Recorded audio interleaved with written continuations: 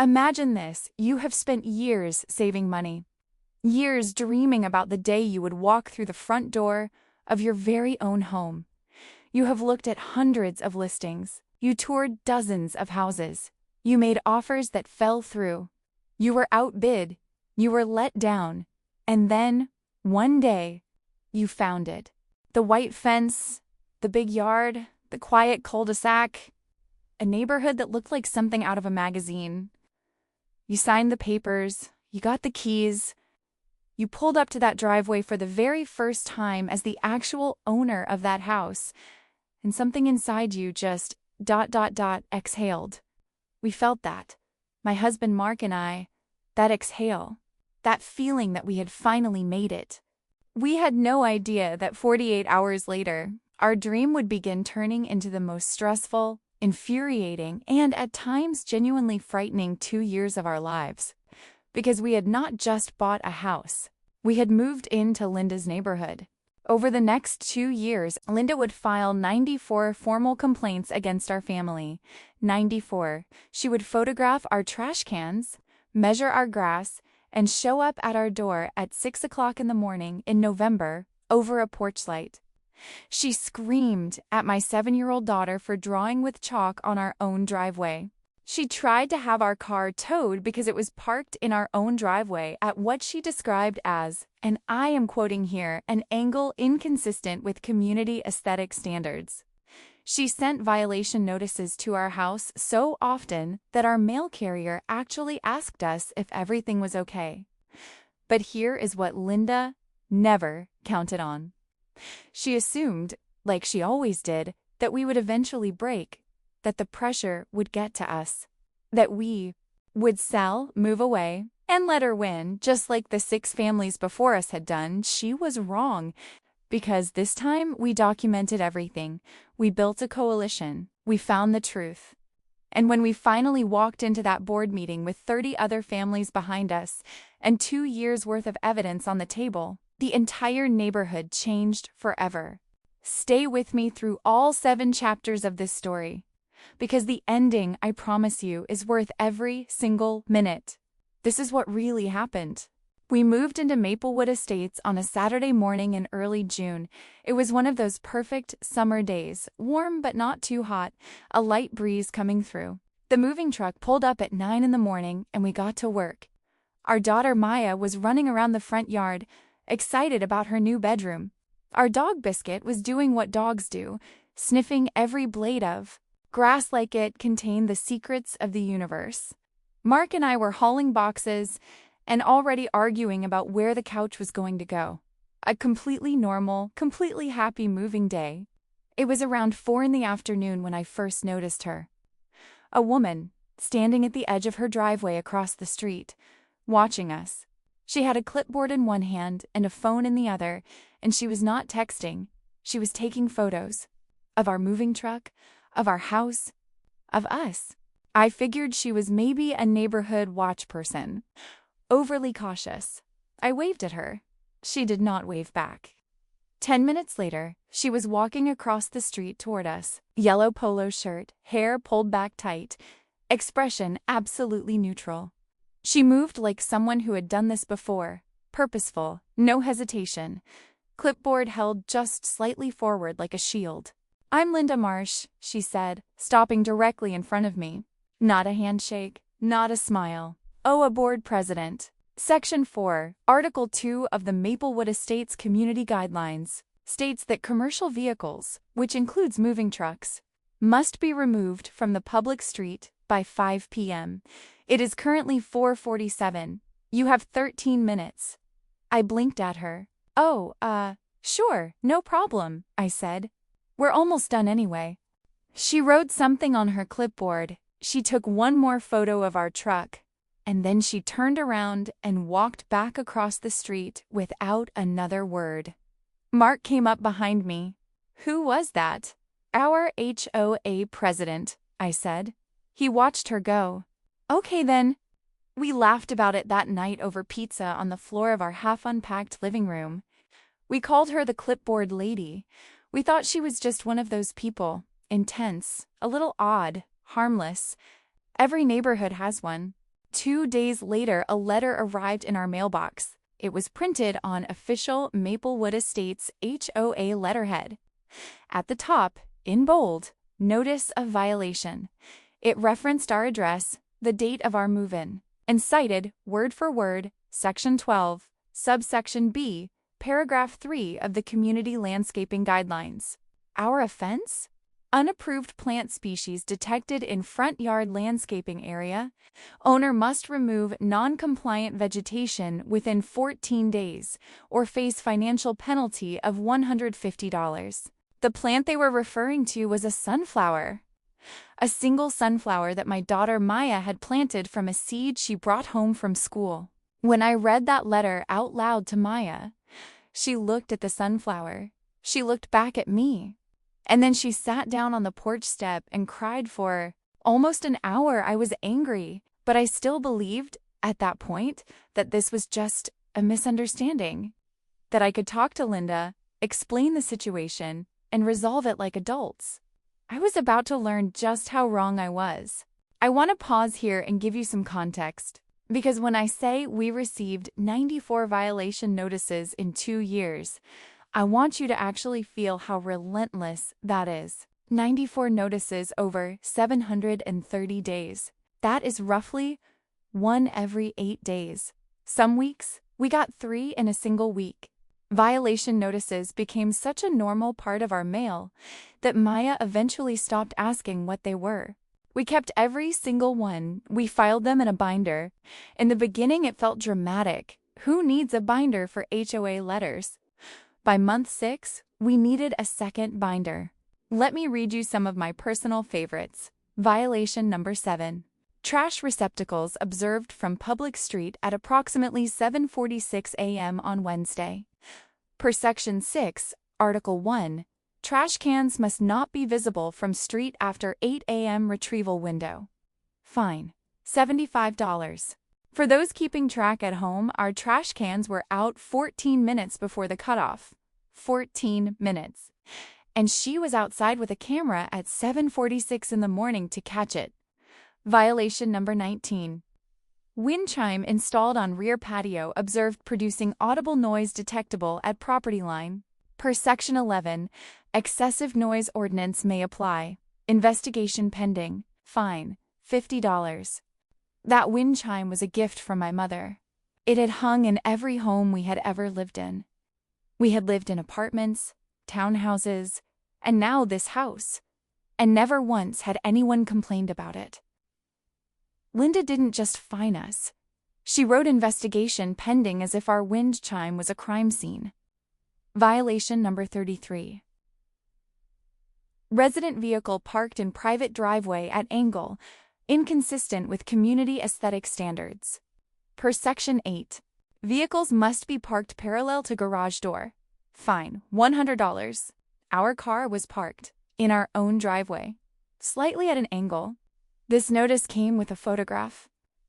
She had walked up our driveway, gotten close enough to take a detailed photo of how our car was parked, and filed a formal complaint. Violation number 58. Holiday exterior lighting observed on property 2 days past approved seasonal display window of December 1st through January 3rd. Fine, $150. January 5th. Our Christmas lights were up until January 5th. I know people who leave their lights up until March. We got a $150 fine. Violation number 81. Child's chalk artwork observed on driveway surface. Chalk materials constitute a temporary defacement of property surface visible from public street. Per Section 14, must be removed within 24 hours. Fine, $75. Maya had drawn a rainbow and a butterfly and written "Home Sweet Home" in big loopy letters on our driveway. She was 7. It was chalk. It washes away in the rain. She did not get to finish her butterfly before I came outside and gently told her we had to wash it off. I will never forget the look on her face when I explained why. That particular memory sits heavy with me even now. Here's what I want you to understand about these violations. It was never really about the rules. Linda knew what she was doing. Each notice was a message. It said, I am watching you. I can reach into your life anytime I want. You do not belong here, and I will make you feel that every single day until you leave. The fines added up too. By the end of year one, we had received notices totaling over $4,000 in potential fines. We contested most of them. We won some, we lost others. But the financial pressure was real, and for families with less resources than us, I now understand, it was often enough to make them sell. There is a specific kind of dread that comes with hearing your doorbell before the sun is fully up. It was the second Tuesday of November, cold and dark, at 6:03 in the morning. The doorbell rang and I shot out of bed immediately. That kind of ring at that hour, your brain goes straight to emergency. Burst pipe. Car accident. Someone hurt. I grabbed my robe and went downstairs. Mark was right behind me. I opened the front door. Linda Marsh, standing on our porch. Breath fogging in the cold air. Camera in hand. Clipboard tucked under her arm. I stood there in my pajamas and robe, completely at a loss for words. Your exterior porch light has been illuminated continuously since approximately 11 p.m. last night, she said, in the same flat tone she always used. Section 9, Paragraph 4 of the Community Guidelines prohibits excessive exterior lighting. Between midnight and 6 a.m., it is now past 6. I have photographic documentation of the violation. She held up her camera to show me a photo of our porch, with our porch light on, which, yes, was on, because we had forgotten to turn it off the night before, which is something that happens in every household in America roughly twice a week. I looked past her, down the street, and I counted in the early morning darkness at least 8 other porch lights still on, including the one on Linda's own house. I pointed this out. Calmly, I said, Linda, your porch light is also on right now. She did not even glance back at her own house. She said, I am the board president. My interpretation and application of the guidelines is at my discretion. And then she handed me a pre-printed violation notice. She'd already filled it out before she knocked and walked back across the street. I stood in my doorway in the cold for a long moment after she left, and something shifted in me. Not anger exactly, though there was plenty of that. It was more like clarity, like a dial turning. I went inside. I woke up Mark, and I told him that starting today, we were going to document every single thing. Every interaction, every knock, every letter, every phone call, every sighting of her outside our house with a camera. We were going to build a record. That afternoon, I ordered a video doorbell camera, then a second camera for the backyard. I started a dedicated email folder. I bought a second binder for physical documents. I created a spreadsheet logging every violation notice, date received, section cited, fine amount, our response and outcome. Mark started calling me the most organized person in Maplewood Estates. I didn't realize at the time just how important that binder, that spreadsheet, and those camera recordings would eventually become. But they would. They absolutely would. About 8 months after we moved in, still deep in the middle of violation season, still receiving notices regularly, our neighbor Dave knocked on our door on a Sunday afternoon. Dave was in his 50s, a quiet man who worked in logistics and kept mostly to himself. He had lived on our street for 6 years, in all our time as neighbors. We had exchanged maybe a dozen conversations, mostly just waves and brief chats about the weather.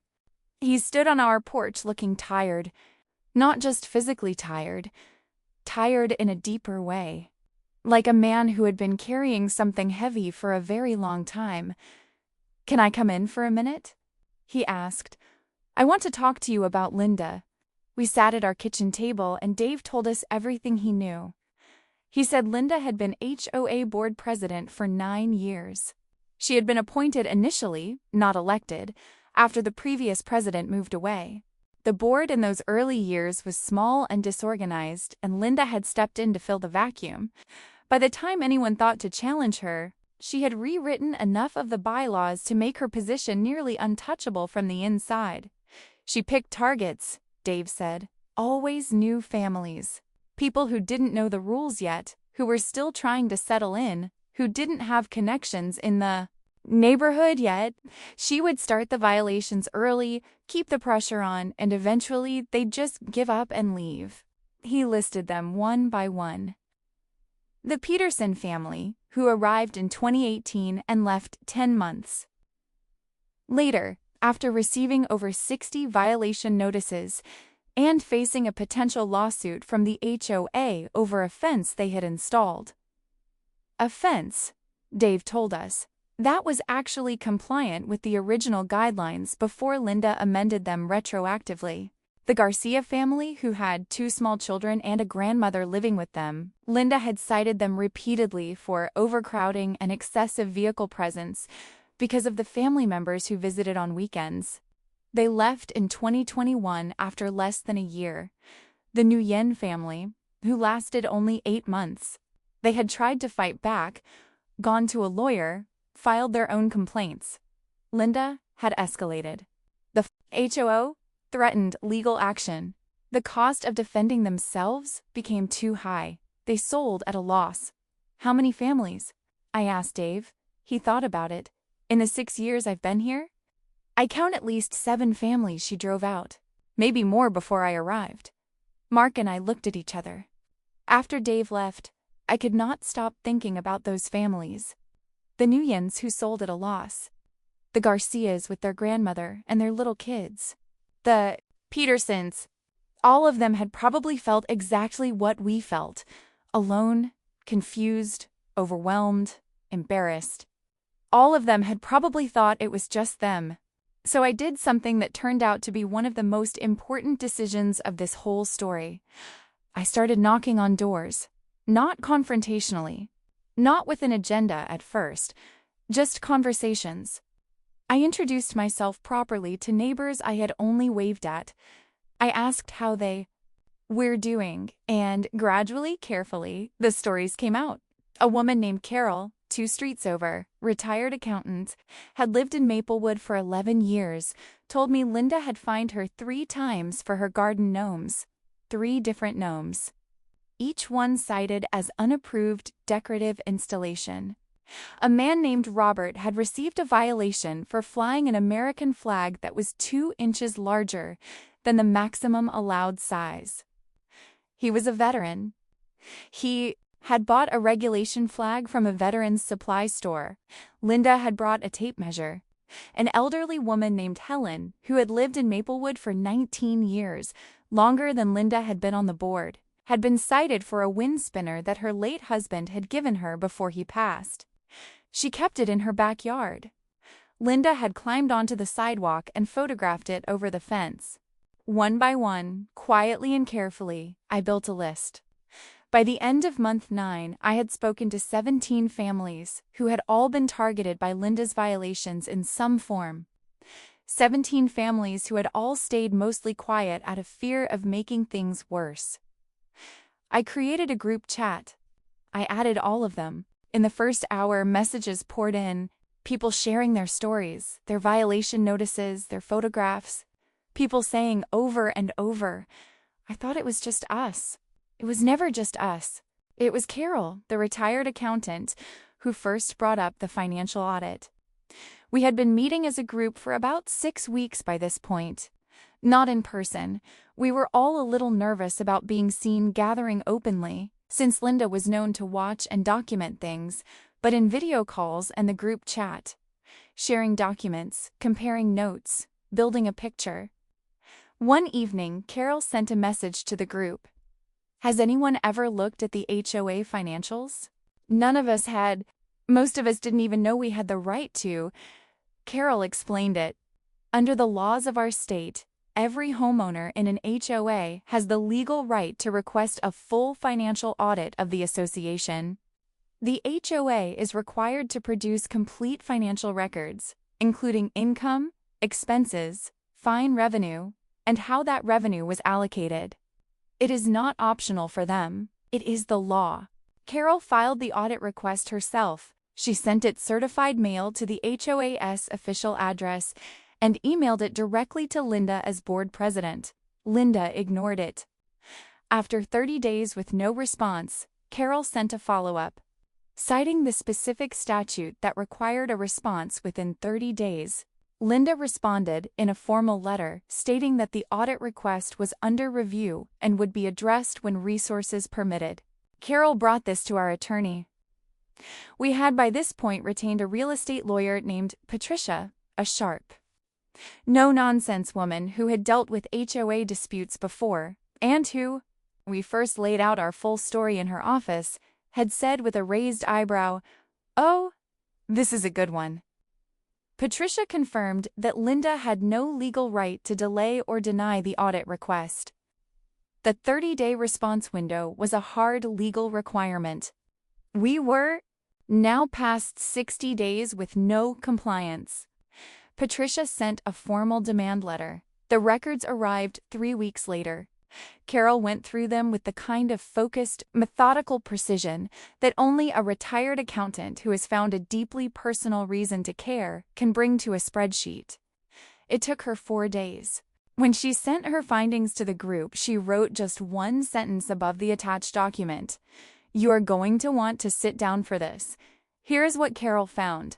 Over the previous 3 years, the HOA had collected $14,200 in fine revenue.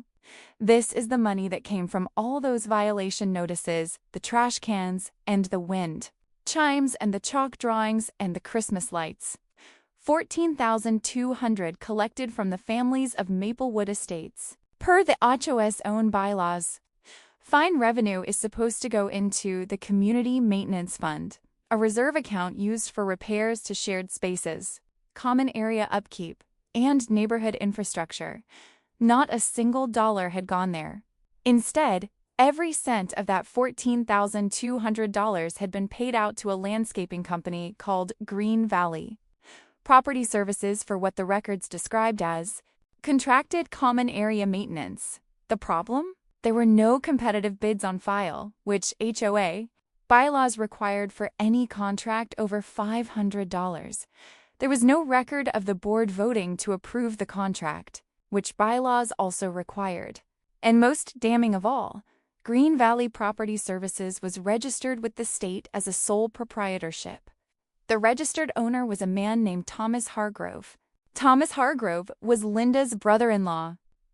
Linda had been generating violations, collecting fines, and routing that money, $14,200 over 3 years, directly to a company owned by her own family member, without competitive bids, without board approval, possibly without any actual landscaping work being performed, because several neighbors confirmed they had never seen Green Valley Property Services do any work in the common areas.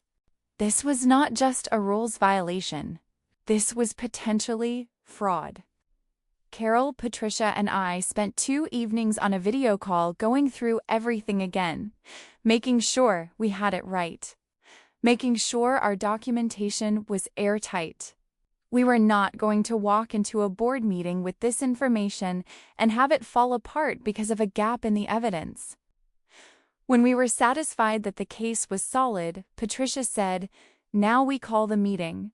The annual Maplewood Estates HOA meeting was scheduled for the 3rd Thursday of March. Under the bylaws, this meeting was open to all homeowners and had to be announced at least 30 days in advance. It was the one meeting per year where homeowners could raise issues, vote on board matters, and, if enough of them agreed, remove a board member. Normally, according to Dave, 4 or 5 people showed up, usually the same faces. Linda ran through the agenda in 45 minutes, nothing of substance was discussed, and everyone went home. This year would be different. Patricia helped us understand the exact bylaws governing board member removal. A 2/3 supermajority of homeowners present at the annual meeting could vote to remove any board member for cause. We had cause. We had documentation. We had a lawyer, and we had been quietly, carefully making sure the right people knew to show up. We did not announce what we were planning. We did not tip off Linda. We simply reached out personally and privately to every homeowner we had connected with and told them, please come to the meeting this year. Bring your violation notices. Bring your records. It matters.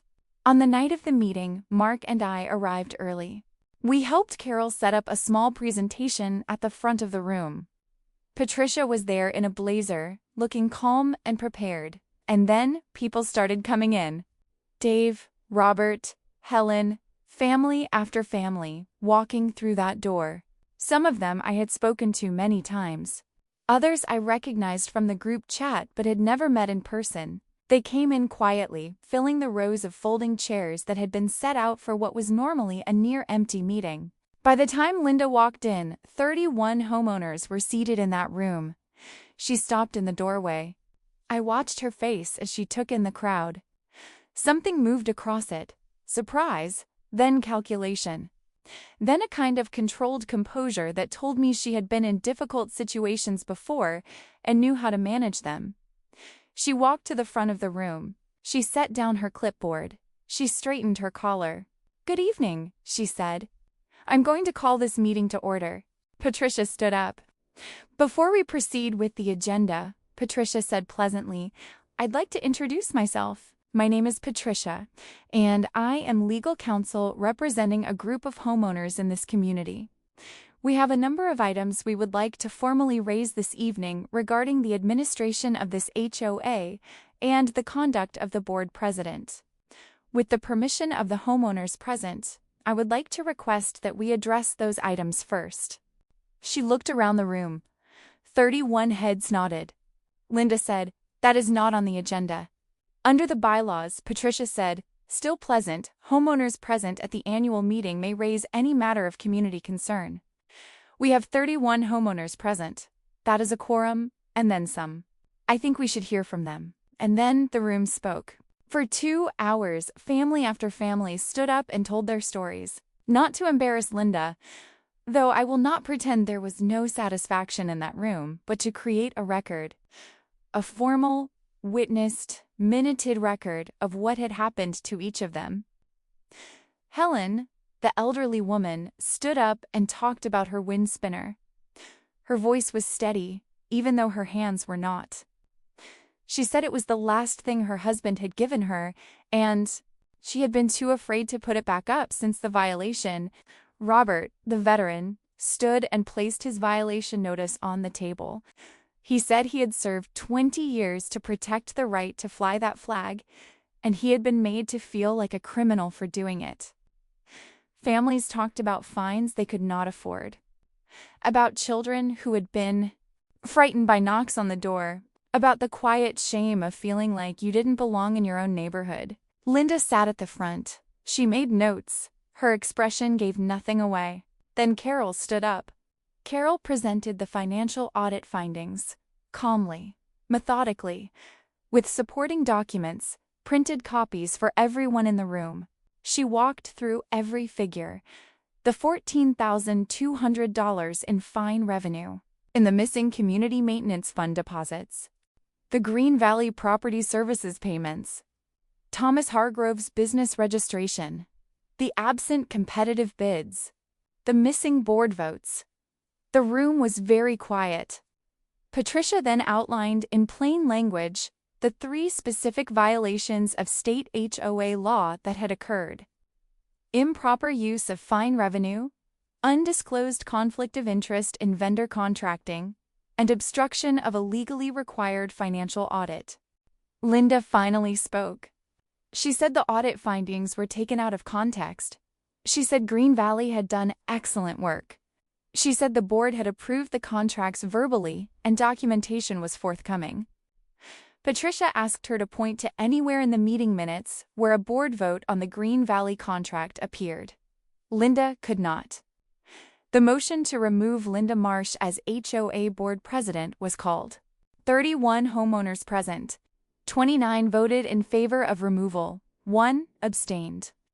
1 voted against, which was, we later learned, Linda's close friend who lived 2 streets over. Linda Marsh was removed as HOA board president by a vote of 29 to 1. The room was silent for a moment, and then Helen began to applaud. And one by one, everyone joined her. The weeks after the board meeting were quiet in the way that a neighborhood feels quiet after a long storm has finally passed. The air felt different. Neighbors who had been cautious and withdrawn started waving more. People had conversations in driveways that hadn't happened in years. A few families who had lived in Maplewood for a long time told us they hadn't realized how much tension they had simply gotten used to until it was gone. But the story was not over. Not quite yet. Linda filed a lawsuit against the HOA approximately 6 weeks after her removal, claiming that the vote had been procedurally improper and that she had been wrongfully removed. Her filing cited a technical argument about how the meeting notice had been worded. The judge dismissed the case at the first hearing. The meeting notice had been sent in full compliance with the bylaws. The vote had been properly conducted. Linda's claim had no basis. Meanwhile, Patricia had forwarded our documentation, Carol's full audit findings and all supporting records, to the State Attorney General's office. An investigation into potential misuse of HOA funds was opened.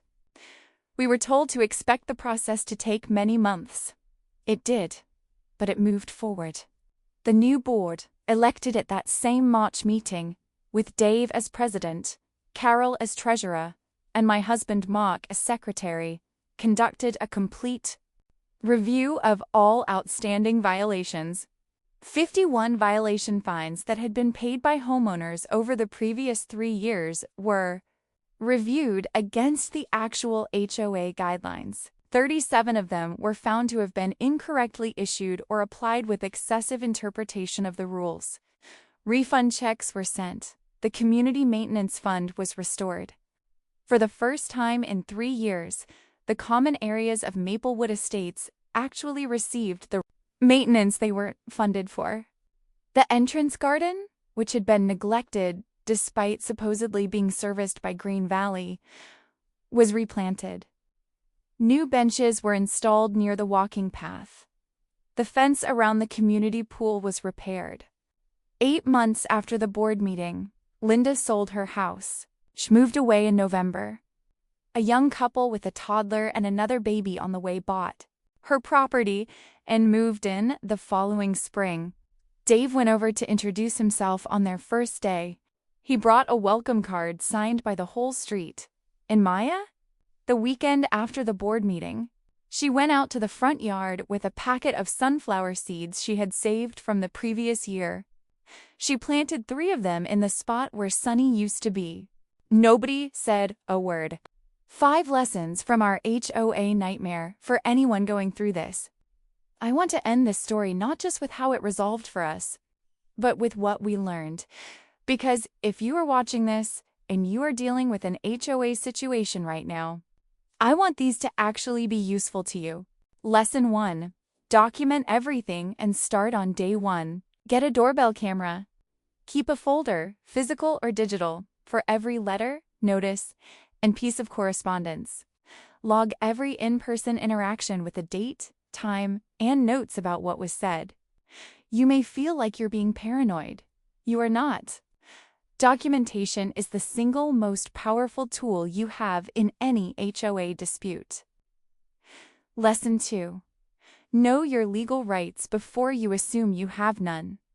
HOAs are not sovereign nations. They are bound by state law, and most states have significant protections for homeowners. You have the right to audit financial records. You have the right to attend meetings and raise issues. You have the right to vote on board membership. In most states, you also have the right to dispute violations through a formal hearing. Find out what the law says in your state. It costs nothing to look it up, and it may change everything. Lesson 3.